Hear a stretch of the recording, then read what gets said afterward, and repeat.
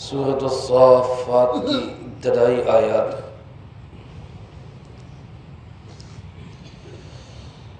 الحمدللہ وکفا والسلام علی عبادہ الذین اصطفى خصوصا علی سید الرسل وخاتم الانبیاء وعلى آلہ واصحابہ الاتقیاء اما بعد فاعوذ باللہ من الشیطان الرجیم بسم اللہ الرحمن الرحیم والصافات صفا فالزاجرات زجرا فالتالیات ذکرا ان الہکم لواحد والصافات صفا، قسم ہے صف باندھنے والوں کی قطار میں، فالزاجرات زجرا، پھر قسم ہے ڈانٹ ڈپٹ کرنے والوں کی زور سے، فالتالیات ذکرا، پھر قسم ہے تلاوت کرنے والوں کی یاد کر کر کے، ان الہکم لواحد، کوئی شک نہیں کہ تمہارا معبود وہ ایک ہی ہے۔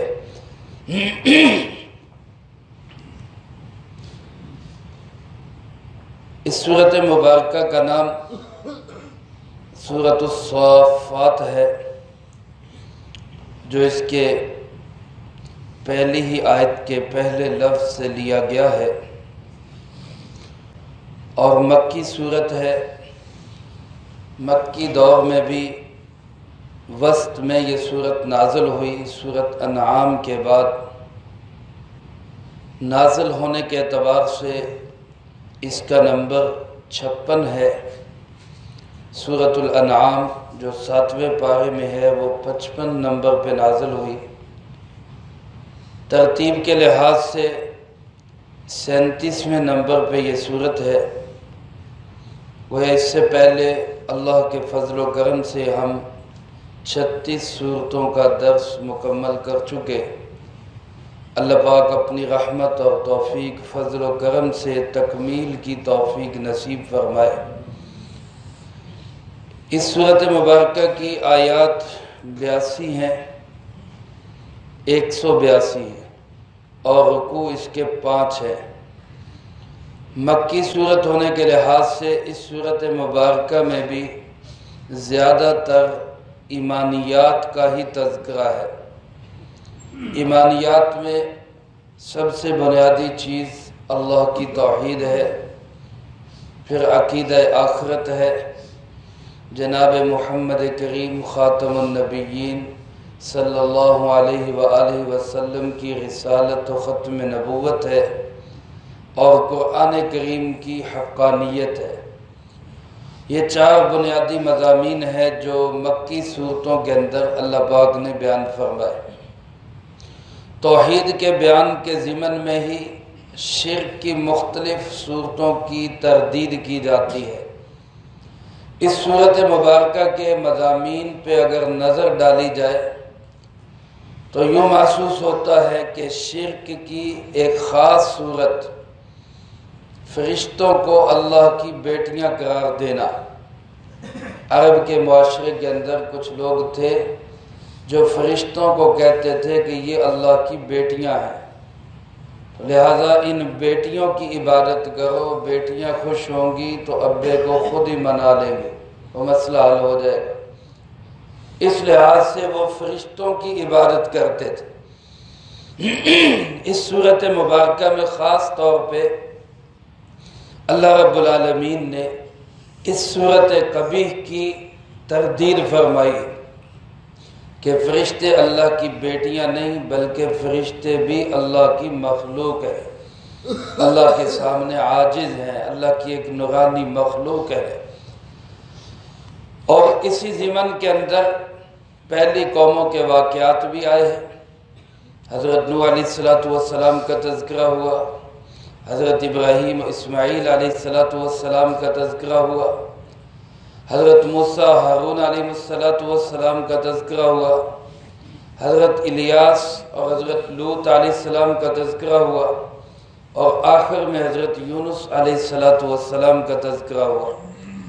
یہ انبیاء علیہ السلام کے تذکرے بھی اس سورۃ مبارکہ میں موجود ہیں، اس بات کو سمجھانے کے لیے کہ جن لوگوں نے اللہ کے نبیوں کی بات مان کر ایمانیات کو قبول کیا، ان کو اللہ نے اعلیٰ درجات عطا فرمائے، اور جن لوگوں نے اللہ کے نبیوں کی بات کا انکار کیا، ایمانیات کو ٹھکرا دیا، رد کر دیا، ان کا بھیانک اور خوفناک انجام ہوا۔ اسی ضمن کے اندر اللہ پاک نے جنت اور جہنم کا تذکرہ بھی کیا ہے، جو قرآن کریم کا ایک مستقل موضوع اور مضمون ہے۔ یہ سورۃ مبارکہ کے سارے مضامین کا خلاصہ ہے۔ آغاز اس سورۃ مبارکہ کا اللہ پاک نے 3 قسموں سے کیا ہے، 3 چیزوں کی قسمیں اٹھائی اللہ پاک نے۔ صف باندھنے والوں کی قسم، ڈانٹ ڈپٹ کرنے والوں کی قسم، تلاوت کرتے ہوئے اللہ کو یاد کرنے والوں کی قسم۔ 3 قسمیں اٹھا کے اللہ پاک نے جو کہا ہے، جو بات کہی ہے، جو حقیقت بتائی ہے، جو دعویٰ کیا ہے، وہ یہ کہ تمہارا معبود ایک ہی ہے۔ اللہ نے اپنی توحید بیان کی قسمیں اٹھا کر کہ تمہارا معبود ایک ہی ہے۔ پہلے تو یہاں یہ مسئلہ سمجھ لیں کہ اللہ رب العالمین کو قسمیں اٹھانے کی کیا ضرورت ہے۔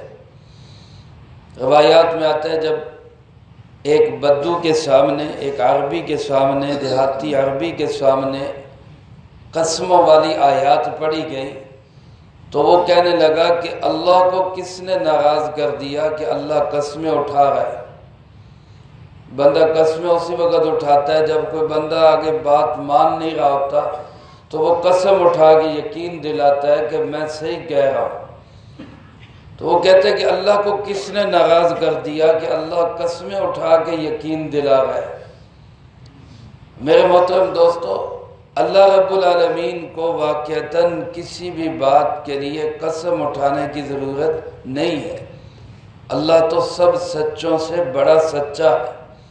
وَمَنْ أَصْدَقُ مِنَ اللَّهِ قِيلًا وَمَنْ أَصْدَقُ مِنَ اللَّهِ حَدِيثًا۔ اللہ سے سچی بات کس کی، اللہ سے سچا قول کس کا؟ سب سچوں سے بڑا سچا کون ہے؟ اللہ رب العالمین۔ اللہ پاک قسم کیوں اٹھاتے؟ تو علماء نے اس کی وجہ لکھی ہے کہ جب دنیا کے اندر کوئی بھی چیز کسی نے ثابت کرنی ہوتی ہے تو اس کے 2 طریقے ہوتے ہیں۔ ایک طریقہ ہوتا ہے کہ گواہ پیش کرے۔ ایک بندہ کہتا ہے جی یہ پلاٹ میرا ہے، اب دوسرا کہتا ہے جی نہیں یہ آپ کا نہیں، یہ میرا ہے۔ تو جو کہہ رہا ہے میرا ہے اس کو کیا کہا جائے گا کہ بھائی گواہ پیش کرو گے، یہ تمہارا ہے۔ وہ گواہ پیش کرے گا، گواہ پیش نہیں کر سکے گا تو شریعت کا تقاضا کیا ہے کہ قسمیں اٹھاؤ، قسم اٹھاؤ کہ یہ میرا ہے۔ یہ دنیا کا دستور ہے اور شریعت نے بھی یہی اصول بتایا ہے۔ پہلے قسم لی جائے، اگر قسم نہ ہو پہلے گواہ لیے جائیں، اگر گواہ نہ ہو تو پھر قسم لی جائے۔ البینۃ علی المدعی والیمین علی من انکر۔ دعویٰ کرنے والا گواہ پیش کرے، اگر مدعی کے پاس گواہ نہیں تو جو منکر ہے وہ قسم اٹھائے، وہ پھر قسم اٹھا کے یقین دہانی کرائے۔ تو اللہ پاک نے قرآن کریم میں کہیں تو گواہی پیش کی ہے، شاہد اللہ انہ لا الہ الا ہو۔ اللہ گواہی دیتا ہے کہ اللہ کے سوا کوئی معبود نہیں۔ کہیں تو گواہی دے کے سمجھایا کہ اللہ ایک ہے، سارے بولو اللہ ایک ہے۔ کہیں تو گواہی دے کے سمجھایا کہ کیا ہے، اللہ ایک ہے۔ اور جہاں گواہی نہیں دی وہاں قسمیں اٹھا کے فرمایا ای وربی، مجھے میرے رب کی قسم اللہ ایک ہی ہے، اللہ ایک ہی ہے۔ میرے محترم دوستوں، یہ دونوں طریقے اللہ پاک نے اختیار کیے، گواہیوں کے ذریعے بھی سمجھایا، قسموں کے ذریعے بھی سمجھایا کہ کسی طرح انسان اس بات کو مان لے کہ اللہ ایک ہے۔ اللہ کرے ہمارے دل دماغ میں یہ بات اتر جائے، اللہ کی توحید اتر جائے، اور موت تک اللہ ہمیں اسی عقیدہ توحید پہ استقامت نصیب فرمائے۔ دوسری بات یہ کہ اللہ پاک قرآن کریم میں کہیں تو اپنی قسم اٹھاتے ہیں، جیسے ای و ربی، واللہ، اللہ کی قسم، اور کہیں دوسری چیزوں کی قسم اٹھاتے ہیں، جیسے یہاں صف باندھنے والوں کی قسم، ڈانٹنے والوں کی قسم، تلاوت کرنے والوں کی قسم، کہیں پہ سورج چاند کی قسمیں اٹھائی گئی، والشمس وضحاها والقمر اذا تلاها۔ یہ قسمیں جو چیزوں کی اٹھائی جاتی ہیں، ہمارے لیے تو اصول یہ ہے کہ ہم اللہ کے نام کے سوا کسی کی قسم نہیں اٹھا سکتے، ہمارے لیے ضابطہ ہے، غیر اللہ کی قسم ہم نہیں اٹھا سکتے، شرعاً ناجائز ہے، ماں کی قسم، باپ کی قسم یا کسی اور ذات کی قسم ہم نہیں اٹھا سکتے، اجازت نہیں ہے، گناہگار ہوں گے۔ ہم قسم اٹھانے کی ضرورت پڑے ہمیں تو ہم صرف قسم اٹھائیں گے کس کے نام کی؟ اللہ کا۔ یہ ہمارے یہاں ایک طریقہ بن گیا ہے کہ کوئی مسئلہ ہو تو کہتے ہیں جی قرآن اٹھاؤ۔ شریعت میں قرآن اٹھانا نہیں ہے، شریعت میں قسم اٹھانا ہے، حلف دینا ہے۔ اللہ کو حاضر ناظر جان کے میں قسم اٹھاتا ہوں یہ کام میں نے کیا یا یہ کام میں نے نہیں کیا، اللہ کی قسم ہے، قرآن اٹھانا شریعت میں نہیں ہے، یہ ہماری اپنی بنائی ہوئی چیز ہے۔ تو جب ہمیں اس کی اجازت نہیں کہ ہم اللہ کے سوا کسی کی قسم نہیں اٹھا سکتے، تو اللہ پاک اپنے علاوہ اور چیزوں کی قسمیں کیوں اٹھاتے ہیں؟ تو علماء نے اس کی وجہ یہ لکھی کہ اللہ سے بڑا تو کوئی ہے نہیں، قسم تو ہوتی سب سے بڑے کی، سب سے بڑے کی قسم ہوتی ہے، اور سب سے بڑے کون ہیں؟ اللہ ہے۔ اس لیے ہم جب قسم اٹھائیں گے تو اللہ کی اٹھائیں گے، اور اللہ سے بڑا تو کوئی ہے نہیں، تو اللہ کس کی قسم اٹھائے گا؟ اللہ پاک اپنی قسم اٹھائے گا یا ان چیزوں کی قسم اٹھائے گا جو بطور گواہ کے پیش کی جا سکتی، یا جن چیزوں کے فوائد بہت زیادہ ہیں، جن چیزوں کو بطور دلیل کے پیش کیا جا سکتا ہے۔ تو یہاں یہ اللہ پاک نے قسمیں اٹھائی بطور گواہی کے کہ یہ صافات صف باندھ کے کھڑے، یہ گواہی دے رہے، یہ تالیات تلاوت کر رہے، یہ گواہی دے رہے، یہ زاجرات ڈانٹنے والے یہ گواہی دے رہے ہیں کہ اللہ ایک ہے۔ کہیں ان چیزوں کی قسمیں اٹھائی جن کے فوائد بہت ہیں، والتین والزیتون وطور سینین، کہیں اللہ پاک نے قسم اٹھا رہے ہیں مجھے انجیر کی قسم اور مجھے جو ہے زیتون کی قسم، ان کے فوائد کی وجہ سے۔ کہیں قدرت کے دلائل کی قسم اٹھائی جا رہی، والشمس، سورج کی قسم کیونکہ وہ اللہ کی قدرت کا بہترین شاہکار ہے، والقمر، چاند کی قسم کیونکہ وہ اللہ کی قدرت کا بہترین شاہکار ہے، اس لیے ان چیزوں کی قسمیں اٹھائی جاتی۔ تو لہذا اللہ رب العالمین کے پہ کوئی پابندی نہیں، وہ جس چیز کی چاہے وہ قسم اٹھا سکتا ہے۔ یہاں اللہ پاک نے جو 3 قسمیں اٹھائیں، صف باندھنے والوں کی قطار میں، ڈانٹنے والوں کی وہ زور کے ساتھ، اور تلاوت کرنے والوں کی یاد کر کر کے، اس سے مراد کون ہے؟ بعض مفسرین کرام فرماتے ہیں اس سے مراد مجاہدین ہیں۔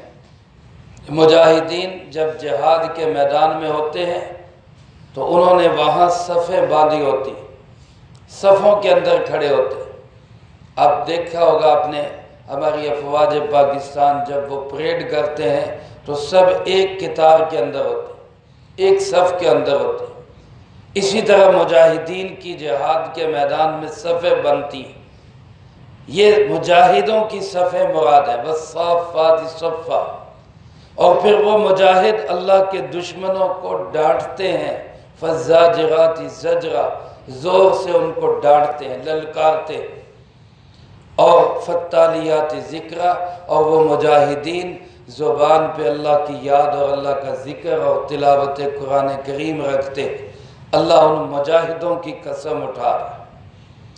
دوسرا بعض حضرات نے فرمایا کہ اس سے مراد نمازیوں کی صفیں، نماز پڑھنے والے جب صف میں کھڑے ہوتے ہیں، حدیث پاک میں آپ صلی اللہ علیہ وسلم صفوں کے سیدھا کرنے کا بڑا اہتمام فرماتے تھے، بلکہ ایک صحابی فرماتے ہیں کہ آپ صف میں آ کر کسی شخص کا کندھا پکڑتے اور اس کو کہتے آگے ہو جا، کسی کو کہتے پیچھے ہو جا، یعنی صف کو ایسے سیدھا کرتے کہ صف کے ساتھ رکھ کے بندہ تیر سیدھا کر سکتا، اتنی صف سیدھی ہوتی۔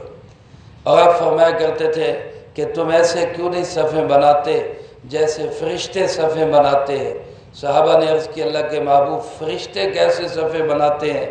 آپ نے فرمایا وہ درمیان میں خلا نہیں چھوڑتے، درمیان میں جب خلا آتا ہے شیطان کو وسوسے ڈالنے کا موقع مل جاتا ہے۔ تو صف، نماز کی صف کے لیے حکم ہے کہ مل کے کھڑے ہوں، صف سیدھی رہے، کوئی آگے پیچھے نہ ہو، بالکل تیر کی طرح صف سیدھی ہو۔ تو آپ نے فرمایا جب صف سیدھی ہوگی تو دل سیدھے ہوں گے، اور صف ٹیڑھی ہوگی تو دلوں کے اندر ٹیڑھ آئے گا۔ تو میرے محترم دوستو، اس سے مراد نمازیوں کی صف ہے، جب وہ نماز میں کھڑے ہوتے ہیں اور پھر وہ جب اللہ کے دشمنوں کو، شیطان کو، وسوسے ڈالنے والوں کو دور بھگاتے، فالزاجرات زجرا، فالتالیات ذکرا، اور پھر وہ نماز کے اندر اللہ کے قرآن کی تلاوت کرتے، اللہ کو یاد کر کر کے تلاوت کرے۔ زیادہ تر مفسرین فرماتے ہیں کہ یہ تینوں صفات فرشتوں کی ہے۔ اللہ پاک نے یہ جو قسمیں اٹھائی ہیں یہ فرشتوں کی صفات ہے، فرشتوں کی قسمیں اٹھائی۔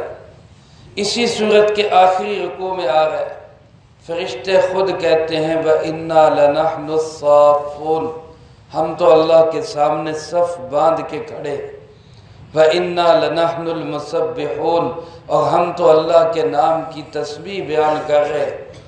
تو اللہ پاک نے فرشتوں کی قسمیں اٹھائیں، اور اس لیے بھی فرشتوں کی قسمیں اٹھائی کہ اس صورت میں تردید کی گئی ہے فرشتوں کے اللہ کی بیٹیاں ہونے کی۔ یہ جو لوگ کہتے تھے فرشتے اللہ کی بیٹیاں، ان کی تردید کی، اس لیے ان کے نام کی قسمیں اٹھائی گئیں کہ دیکھو وہ تو صف باندھ کے غلاموں کی طرح اللہ کے سامنے کھڑے ہیں، وہ اگر بیٹیاں ہوتی تو وہ اللہ کے سامنے اتنے ادب سے نہ کھڑی ہوتی۔ بیٹیاں تو لاڈ کر لیتی، بیٹیاں تو نخرے کر لیتی ہیں، اور بیٹیوں کے لاڈ اور نخرے اٹھانے چاہیے۔ بیٹیوں کے لاڈ اور نخرے اٹھانے والے پہ اللہ کی رحمت برستی۔ ایک کون بیوقوف لگا دیکھ ان تھلے لا کے لیا مجھے پٹے۔ تو فرشتے جو ہیں یہ کہا کرتے تھے مکے والے کہ اللہ کی بیٹیاں ہیں، تو اللہ پاک نے بتایا کہ یہ تو اللہ کے سامنے غلاموں کی طرح کھڑے، مخلوق بن کے کھڑے، عاجز بن کے کھڑے۔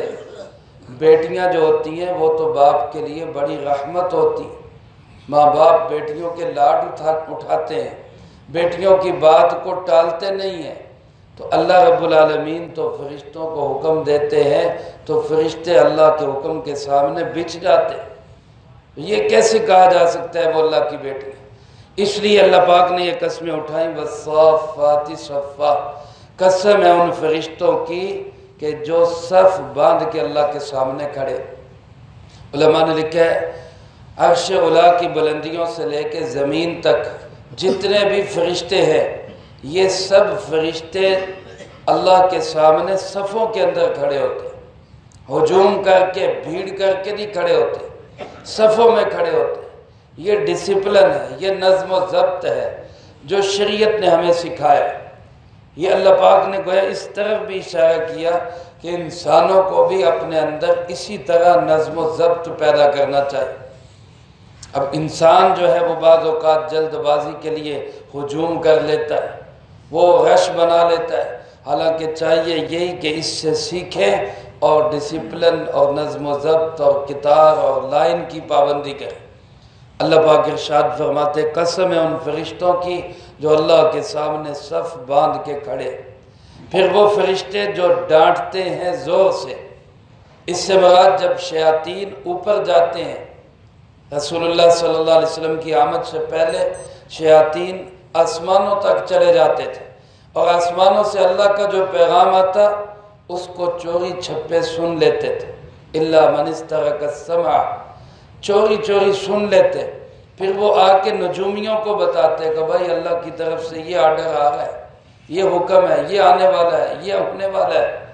اب نجومی اس کو لوگوں کو بتاتے اور نجومی کی بلے بلے ہو جاتی، واہ جی واہ، اس نے تو پہلے ہی کہہ دیا تھا، اس نے تو پہلے ہی کہہ دیا تھا۔ لیکن جب رسول اللہ صلی اللہ علیہ وسلم آئے اور آخری کلام کے آنے کا وقت ہوا تو اللہ نے یہ دروازے بند کر دیے۔ اب شیاطین اوپر جاتے ہیں تو فَأَتْبَعُهُ شِهَابٌ مُبِينٌ، فرشتے ان کو شہاب ثاقب مار کے دور بھگا دیتے۔ تو یہ فرشتے ہیں جو شیطانوں کو مار مار کے ڈانٹ ڈانٹ کے دور بھگاتے۔ فَالتَّالِيَاتِ ذِكْرًا، پھر فرمایا وہ فرشتے جو اللہ کے قرآن کی تلاوت کرتے ہیں اللہ کو یاد کر کر کے، فرشتے ہر وقت اللہ کے نام کی تسبیح کر رہے ہیں۔ اور آسمان پہ حدیث پاک میں آتا ہے آسمان پہ ایک بالشت جگہ بھی خالی نہیں جس پہ کوئی فرشتہ اللہ کی عبادت میں مشغول نہ ہو، اتنے فرشتے ہیں۔ اللہ کو عبادت کے لیے ہماری ضرورت نہیں ہے، اللہ کی عبادت کے لیے فرشتے کافی ہیں۔ انسان کو تو پیدا کیا ہے یہ دوسروں کے ساتھ محبت کرے، یہ انس رکھے، یہ احساس پیدا کرے، یہ درد دل پیدا کرے۔ جیسے کسی نے کہا کہ درد دل کے واسطے پیدا کیا انسان کو، ورنہ طاعت کے لیے کم نہ تھی کروبیاں۔ کروبیاں فرشتوں کو کہا جاتا ہے، اطاعت کے لیے تو وہ بھی کافی تھے۔ انسان کو جو پیدا کیا یہ درد دل کے واسطے پیدا کیا، یہ دوسروں کا احساس کرے۔ تو اللہ کے فرشتے ہر وقت اللہ کی تلاوت، ذکر، تسبیح میں مشغول ہیں۔ اللہ ان تین قسموں کے بعد کہنا کیا ہے؟ اے اللہ دعویٰ کیا ہے؟ آپ کیا کہنا چاہتے ہیں؟ اللہ پاک فرماتے ان الہکم لواحد، میں قسمیں اٹھا کے یہ بات کہنا چاہتا ہوں کہ تمہارا معبود وہ کیا ہے؟ وہ ایک ہی ہے۔ تمہارا معبود کیا ہے؟ ایک ہی ہے۔ اللہ کیا ہے؟ ایک ہے۔ اس کو دل دماغ میں اتار لو کہ ہمارا مشکل کشا ایک ہے، ہمارا حاجت روا ایک ہے، ہمارا بگڑی بنانے والا ایک ہے، ہمارے مسئلے حل کرنے والا ایک ہے، بیٹے بیٹیاں دینے والا ایک ہے، عزت اور ذلت کا مالک ایک ہے، نفع و نقصان دینے والا ایک ہے، اور وہ کون ہے؟ وہ صرف اللہ ہے۔ اللہ پاک یہ بات ثابت کرنا چاہتے ہیں۔ اس کے لیے پھر اللہ پاک نے آگے مزید قدرت کے دلائل بیان فرمائے، ان کا تذکرہ اگلی آیات میں ہوگا۔ اللہ پاک سے دعا اللہ مجھے آپ کو سب کو قرآن و سنت کی صحیح سمجھ نصیب فرمائے، جو کہا سنا اس کو زندگی میں لا کے دوسروں تک پہنچانے کی توفیق عطا فرمائے۔ اللہم انت السلام و منک السلام، تبارکت ربنا و تعالیت یا ذا الجلال والاکرام۔ اللہم اعنا علی ذکرک و شکرک و حسن عبادتک۔ اللہم احسن عاقبتنا فی الامور کلیہا وأجرنا من خزي الدنيا وعذاب الآخرة۔ اللهم باقية كباقية الوليد، اللهم استر عوراتنا وآمن روعاتنا، اللهم إنا نجعلك في نحورهم ونعوذ بك من شرورهم، اللهم اكفنا بحلالك عن حرامك وأغننا بفضلك عمن سواك، اللهم اكفنا كل مهم من حيث شئت ومن أين شئت، رب اغفر وارحم وأنت خير الراحمين، ربنا هب لنا من أزواجنا وذرياتنا قرة أعين واجعلنا للمتقين إماما، رب ارحمهما كما ربياني صغيرا، ربنا تقبل منا إنك أنت السميع العليم وتب علينا إنك أنت التواب الرحيم، صلی اللہ علی النبی الکریم وعلی آلہ واصحابہ اجمعین برحمتک یا ارحم